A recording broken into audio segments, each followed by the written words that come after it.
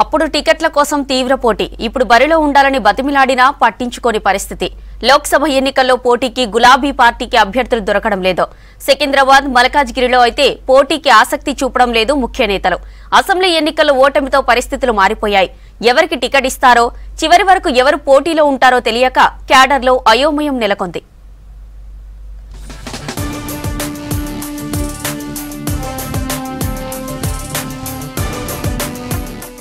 Assembly ఎన్నికల్లో ఓటమి తర్వాత గ్రేటర్ సిటీలో బీఆర్ఎస్ పార్టీ నేతలు సైలెంట్ అయ్యారు. 3 నెలల కిందటి వరకు ఒక వెలుగు వెలిగిన బీఆర్ఎస్ ఓటమి తర్వాత గప్చుప్ అయింది.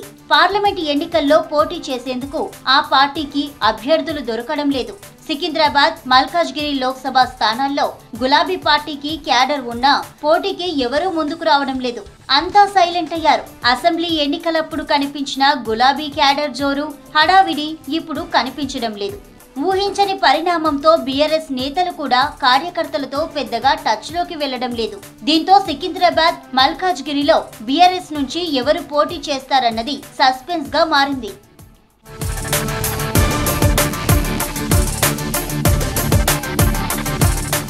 అసెంబ్లీ ఎన్నికల్లో రాష్ట్ర వ్యాప్తంగా ప్రజలు కాంగ్రెస్ కు పట్టం కట్టిన గ్రేటర్ సిటీలో బీఆర్ఎస్ ను గెలిపించారు.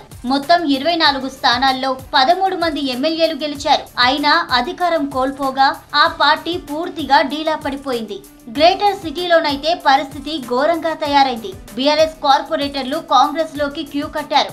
ఏకంగా డిప్యూటీ మేయర్ కూడా చేరడంతో బల్దియా కౌన్సిల్లో గులాబీ పార్టీ ఇరకాటంలో పడింది. తాజాగా ఖైరతాబాద్ ఎమ్మెల్యే దానం నాగేందర్ కూడా కారు దిగి సొంత గూటికి చేరారు. సికింద్రాబాద్ పార్లమెంటు స్థానం పరిధిలో నాంపల్లి అసెంబ్లీ సెగ్మెంట్ తప్ప మిగిలిన 6 చోట్ల, మల్కాజ్గిరి పార్లమెంటు స్థానం పరిధిలోని 7 అసెంబ్లీ స్థానాల్లో బీఆర్ఎస్ ఎమ్మెల్యేలే ప్రాతినిధ్యం వహిస్తున్నారు.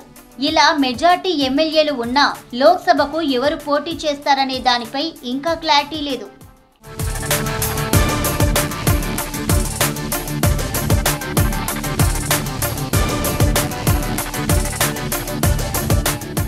మల్కాజ్గిరిలో రోజుకో నేత తెరపైకి వస్తున్నారు. మొదట మాజీ మంత్రి ఎమ్మెల్యే మల్లారెడ్డి పేరు వినిపించింది. తర్వాత ఆయన కొడుకు భద్రారెడ్డి పోటీ చేస్తారని అనుకున్నారు. ఎమ్మెల్సీ షంబీపూర్ రాజు అభ్యర్థిగా ఖరారైనట్టు ప్రచారం కూడా జరిగింది.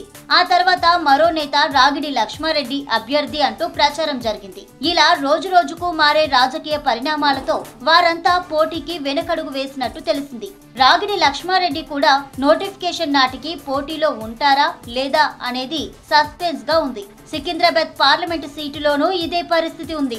ఇక్కడి నుంచి బీఆర్ఎస్ కు 5 ఎమ్మెల్యేలున్నా లోక్సభకు పోటీ చేసేందుకు ఎవరూ ముందుకు రావడం లేదు. గత పార్లమెంట్ ఎన్నికల్లో మాజీ మంత్రి తలసాని కొడుకు సాయి కిరణ్ యాదవ్ పోటీ చేసి ఓడిపోయారు. అసెంబ్లీ ఎన్నికల్లో పార్టీ అధికారం కోల్పోగా ఇప్పుడు ఎంపీగా పోటీ చేసేందుకు ఆయన కూడా ఇంట్రెస్ట్ చూపడం లేదు. ఆయన కార్యకర్తల్లో, అనుచరుల్లో ఎలాంటి హడావిడి కనిపించడం లేదు. సాయి కిరణ్ యాదవ్ పోటీ చేసేందుకు సిద్ధంగా లేరని కూడా సన్నిహితులు చెబుతున్నారు. దీంతో ఇక్కడ కూడా బీఆర్ఎస్ అభ్యర్థిపై ప్రస్తుతం సస్పెన్స్ నెలకొంది.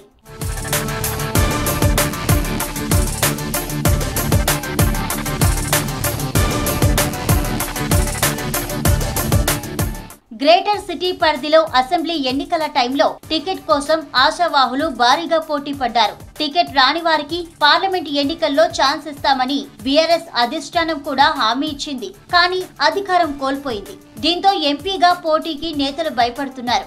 అసెంబ్లీ ఎన్నికల్లోని ప్రజా వ్యతిరేకత ఈసారి కూడా పార్టీపై ప్రభావం చూపుతుందని పార్టీ నేతలు భావిస్తున్నారు. ప్రస్తుతం కాంగ్రెస్ అధికారంలో ఉంది. అటు కేంద్రంలో బీజేపీ బలమైన పార్టీలుగా ఉన్నాయి. దీంతో వాటిని ఎదుర్కొనే సత్తా బీఆర్ఎస్ కు లేదని సొంత పార్టీ నేతలు ఆఫ్ ది రికార్డ్ చెబుతున్నారు.